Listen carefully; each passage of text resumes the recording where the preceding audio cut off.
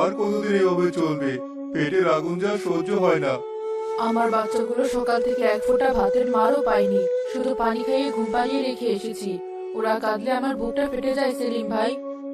আসমানের দিকে তাকিয়ে দেখো, মেঘলে যে বৃষ্টি হবে, সব শুকিয়ে কাঠ, ফসল সব মরে গেল। শুধু আসমানের দিকে তাকালে হবে না সেলিম ভাই, আমাদের নিজেদেরও কিছু করতে হবে। কি করব কামাল? কি করার আছে আমাদের? যার ঘরে এক মুঠো চাল নেই তার আবার কড়াকড়ি, সব তো শেষ। কামাল ঠিকই বলেছে, এভাবে হাত পা গুটিয়ে বসে থাকলে তো মরা ছাড়া গতি নেই। আমাদের মাতব্বরের কাছে যেতে হবে, তার গোলা তো এখনো ভরা। মাতব্বরের কাছে যাব? সে কি আমাদের কথা শুনবে? তার মন তো পাথরের মতো শক্ত। চেষ্টা করতে তো দোষ নেই সেলিনা চাচি, চলুন সবাই মিলে একবার যাই। 10 জনের কথা হয়তো তিনি ফেলতে পারবেন না। চলো তাহলে, শেষ চেষ্টা করে দেখতে ক্ষতি কি, যদি কপালে কিছু জোটে। সবাই মিলে মুরাদ মাতব্বরের বাড়ি থেকে রওনা দেয়।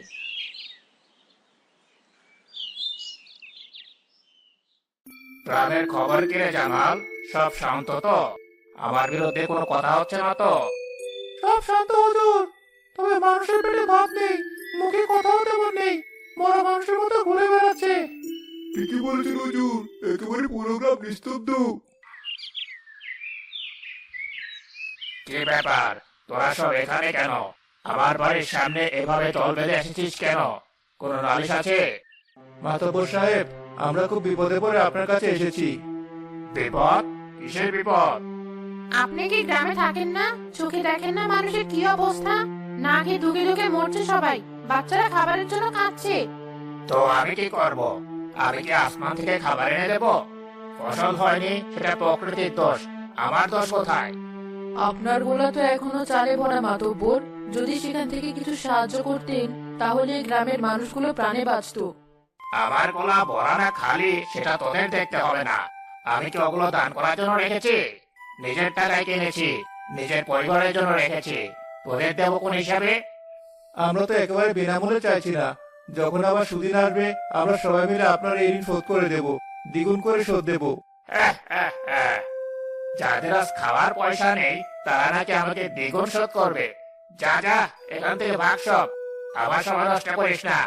জামাল, আনোয়ার, এদের সবাইকে রাস্তা দেখিয়ে দে। হুজুরের কথা শুনতে পারছি তোরা? যা সব, নিজের রাস্তা মাপ।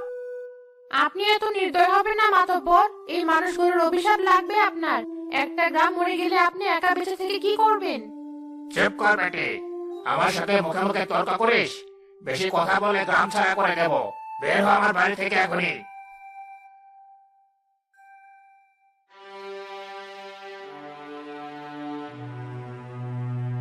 আমি বলেছিলাম না মাতব্বর কোনো কথা শুনবে না। এখন কি হবে? আমার বাচ্চাগুলোর মুখের দিকে আমি তাকাতে পারছি না। সব আশা শেষ। এখন শুধু মৃত্যুর অপেক্ষা করা ছাড়া আর কোনো পথ খোলা নেই।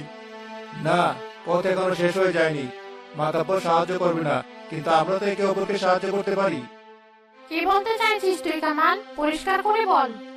আমি বলতে চাইছি, আমরা সবাই যদি নিজেদের ঘরে যা কিছু আছে সব এক জায়গায় জড়ো করি, তাহলে হয়তো সবার জন্য কয়েকদিনের খাবারের ব্যবস্থা হয়ে যাবে। কি আছে আমাদের ঘরে? আমার ঘরে তো এক মুঠো চালও নেই, শুধু কয়েকটা শুকনো মরিচ আর একটু লবণ আছে। আমার ঘরে হয়তো 8 পোয়া চাল হবে, কালকের জন্য রেখেছিলাম। আমার বাড়িতে দুটো আলু গাছ ছিল, মাটি খুঁড়লে হয়তো ছোট ছোট কয়েকটা আলু পাওয়া যাবে। এই তো, এটাই আমি বলতে চাইছি। কারো করে চাল, কারো করে আলু, কারো করে লবণ। কারো উঠানে হয়তো একটা লাউ ধরে আছে, কারো পুকুরে হয়তো এখনো কয়েকটা ছোট মাছ বেঁচে আছে। আমরা যদি সব এক জায়গায় করি তাহলে খিচুড়ি রান্না করা যাবে। সেই খিচুড়ি গ্রামের সবাই মিলে ভাগ করে খেতে পারবো। দারুণ বুদ্ধি কামাল। একা খেলে হয়তো একদিনও চলবে না, কিন্তু সবাই মিলে খেলে আমরা হয়তো আরো কয়েকটা দিন লড়াই করতে পারবো। কিন্তু এই কাজটা করবে কি? সবার বাড়ি থেকে জিনিসপত্র সংগ্রহ করা, রান্না করা, তারপর সবাইকে ঠিক মতো ভাগ করে দেওয়া, এটা তো একটা বিশাল কাজ। আমরা সবাই মিলেই করব। পারবি না পা সিঁড়ি না পা, আপনারা যদি নারীদের সংগঠিত করার দায়িত্ব নেন, আমি আর সেলিম ভাই পুরুষদের সাথে কথা বলবো। আমরা বাড়ি বাড়ি যাব, যার যা আছে তাই চেয়ে আনবো। আমি রাজি। বসে বসে মরে যাওয়ার চেয়ে লড়াই করে মরা অনেক ভালো। চলো শিরিন, আমরা এখনই সেলিনা চাচির ঘর থেকে কাজ শুরু করি। ঠিক আছে, কিন্তু রান্নার জন্য একটা জায়গার দরকার হবে, আর অনেক বড় হাঁড়ি পাতিল লাগবে। জায়গা হবে গ্রামের খোলা মাঠটা, আর হাড়ি পাতিল যার বাড়িতে যা আছে সব নিয়ে আসলেই হবে। চলুন, আর এক মুহূর্ত দেরি করা ঠিক হবে না। সবাই নতুন উদ্যমে নিজ নিজ কাজে লেগে পড়ে।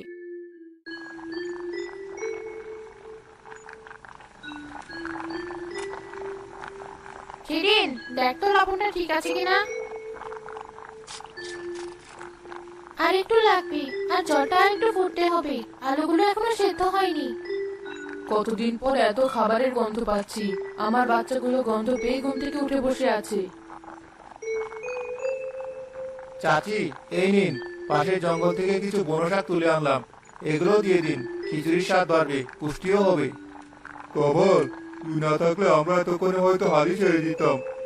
আমি একা কিছু না সেলিম ভাই, আমরা সবাই মিলে করছি বলে এটা সম্ভব হচ্ছে। দেখুন, সবাই নিজেদের শেষ সম্বলটুকু দিয়ে দিয়েছে। এটাই আমাদের শক্তি।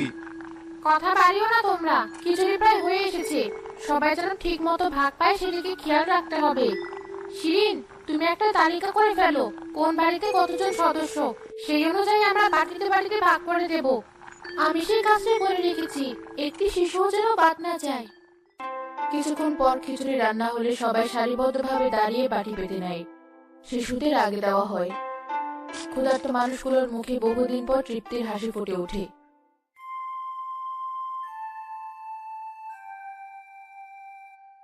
হুজুর, গ্রামের লোকেরা একটা নতুন কাণ্ড শুরু করেছে। আবার কি কাণ্ড? ওই যে কামাল নামের ছোকরাটা, সে সবাইকে নিয়ে মাঠে একজোট হয়েছে। সবাই নিজেদের ঘরে চাল ডাল এক করে রান্না করছে আর ভাগ করে খাচ্ছে। বলিস কি? তাহলে তোরা আমার কাছে আর সাহায্যের জন্য আসবে না। আমার ক্ষমতা তো তাহলে কমে যাবে। ঠিক তাই হুজুর, সবাই এখন কামালের প্রশংসায় পৌঁছাবো।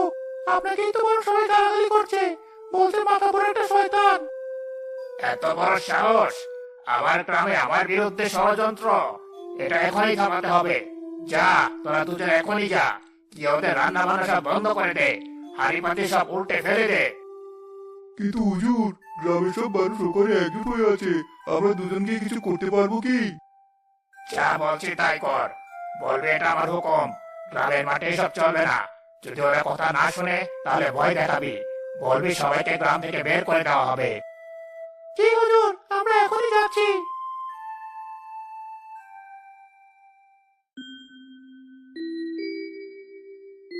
গতকালের ব্যবস্থাটা খুব ভালো ছিল। আজ আরো দুটো পরিবার তাদের জমানো চাল নিয়ে এসেছি। এভাবেই আমরা টিকে থাকবো, একতাই আমাদের বল।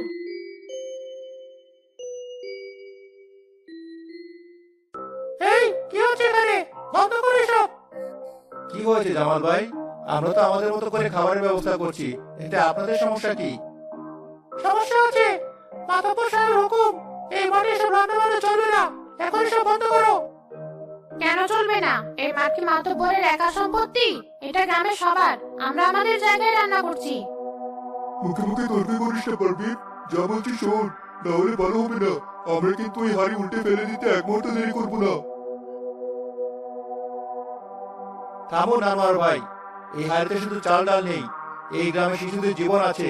এটা যদি মাটিতে ফেলে দেন তাহলে আপনি শুধু খাবার নষ্ট করবেন না, কতগুলো নিষ্পাপ শিশুর মুখের খাবার কেড়ে নেবেন। এই দায় কি আপনি নিতে পারবেন? ঠিক বলেছে কামাল, আমাদের মারতে চাও মেরে ফেলো, কিন্তু আমাদের বাচ্চাদের খাবার কেড়ে নিও না। গ্রামের সব নারী পুরুষ জামাল ও আনোয়ারের সামনে এসে দাঁড়ায়। তারা রান্নার হাড়িটা ঘিরে দাঁড়ায়। আগে আমাদের মারতে হবে, তারপরেই খাবারের হাড়িতে হাত দিতে হবে। তোরা কি মাতব্বরের হুকুম অমান্য করবি? এর ফল কিন্তু খুব খারাপ হবে। মাতব্বরকে গিয়ে বলবেন গ্রামের মানুষ না খেয়ে মরার চেয়ে লড়াই করে মরতে রাজি। চলে যান, আমাদের অনেক কাজ বাকি। জামাল ও আনোয়ার কিছুটা ভয় পেয়ে এবং অপমানিত হয়ে পিছু হটে।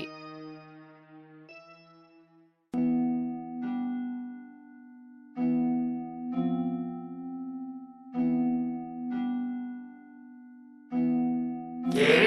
তোরা দুজন খালি হাতে ফিরে এলি? এতগুলো মানুষ মিলে তোদের দাঁড়িয়ে দিল? অবতারদের দল!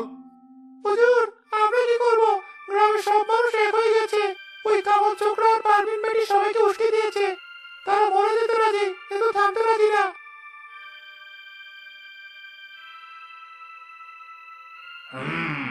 তাহলে অন্য পথ ধরতে হবে। ওদের খাবারের উৎস বন্ধ করে দিতে হবে। ওরা চাল ডাল পায় কোথেকে? সবাই নিজেদের ঘর থেকে তো দিচ্ছে হুজুর। তাহলে এখন থেকে আর কেউ নিজের ঘর থেকে কিছু দিতে পারবে না। তোরা পুরো গ্রামে ঘোষণা করে দে যে এই সম্মিলিত রান্না করে চাল বা অন্য কিছু দেবে তাকে গ্রাম থেকে বের করে দেওয়া হবে। তার জমি জমা সব আমি বাজেয়াপ্ত করবো। এটা কি ঠিক হবে হুজুর? এতে তো গ্রামের মানুষ আরো কেঁপে যাবে। চেপে গেলে যাবে, না খেয়ে থাকলে 2 দিন পরে কামাল আর পারবিনের কথাই ভুলে যাবে সব। তখন আবার আমার পায়ে এসে পড়বে। যা, এখনই ঘোষণা করে দে। আর গ্রামের সব প্রবেশ পথে পাহারা বসা, বাইরে থেকেও যেন কোনো সাহায্য আসতে না পারে। জামাল ও আনোয়ার অনিচ্ছা সত্ত্বেও হুকুম পালনে বেরিয়ে যায়।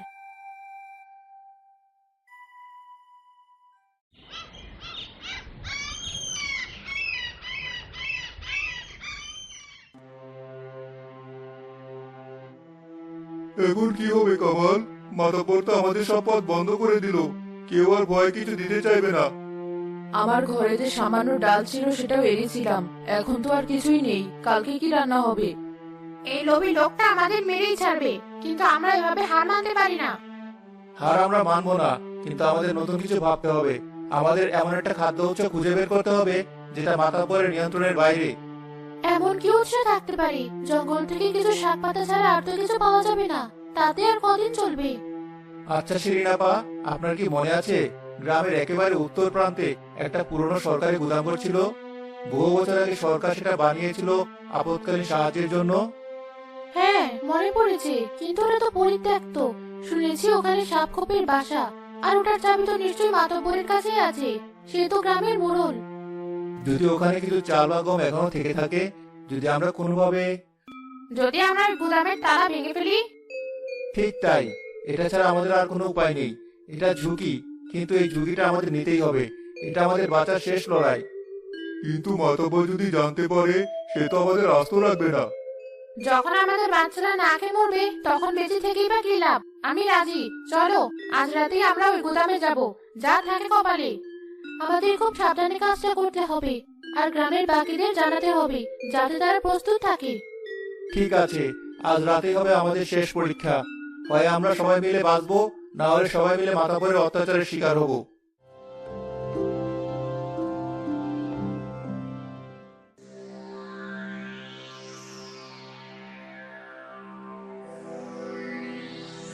কি অন্ধকার! আমার তো গা ছমছম করছে। ভয় পেও না সেলিম ভাই, তোমরা সবাই তৈরি তো? আমরা তৈরি। শাবল নিয়ে এসো, একটাই আঘাত করতে হবে, শব্দ যেন বেশি না হয়। দুজন গ্রামবাসী এগিয়ে এসে গোদামের পুরনো তালায় শাবল দিয়ে আঘাত করে। কয়েকবারে চেষ্টা করার পর একটা শব্দ হয়ে তালাটা ভেঙে যায়। খুলে গেছে, তাড়াতাড়ি ভেতরে চলো।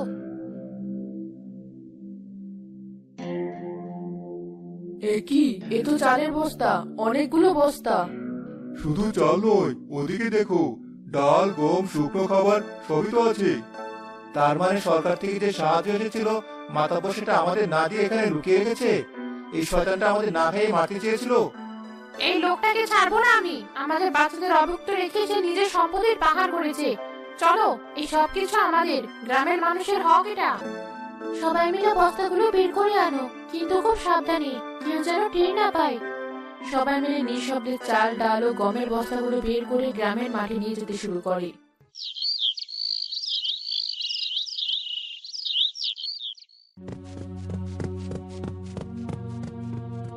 হুজুর, সর্বনাশ হয়ে গেছে। কে হয়েছে? এত সকালে চেঁচাচ্ছিস কেন?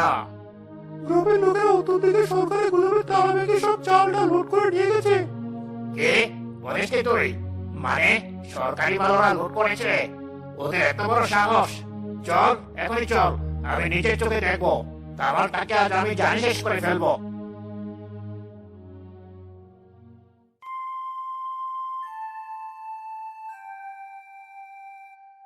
এসব কি? তোরা সব চোর ডাকাত সরকারি গুদাম লুট করেছিস? আমি পুলিশে খবর দেব।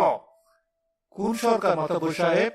যে সরকার এই খাবারগুলো পাঠিয়েছিল এই গ্রামের অভুক্ত মানুষদের জন্য, যে খাবারগুলো আপনি বছরের পর বছর ধরে লুকিয়ে রেখেছিলেন আমাদের না খেয়ে মারার জন্য। মিথ্যে কথা, এসব আমার, আমি কিনেছি। তাহলে এই কাগজটা কি বলছে মাতব্বর? এটা গোদামের ভেতরের একটা ফাইল থেকে পেয়েছি। এখানে পরিষ্কার লেখা আছে, দুর্ভিক্ষ মোকাবিলার জন্য সরকার থেকে খাদ্যশস্য পাঠানো হয়েছিল, আর প্রাপকের জায়গায় আপনার সই করা আছে। আপনি কি অস্বীকার করতে পারবেন?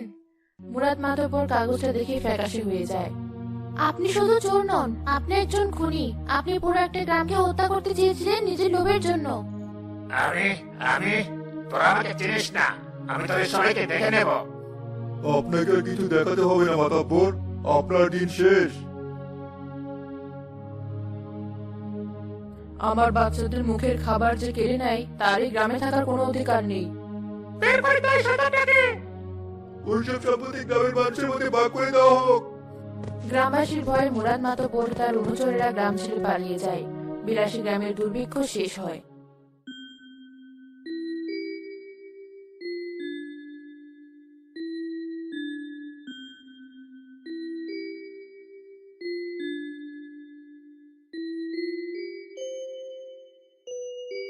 আজ কতদিন পর মনে হচ্ছে আমরা সত্যি সত্যি বেঁচে আছি।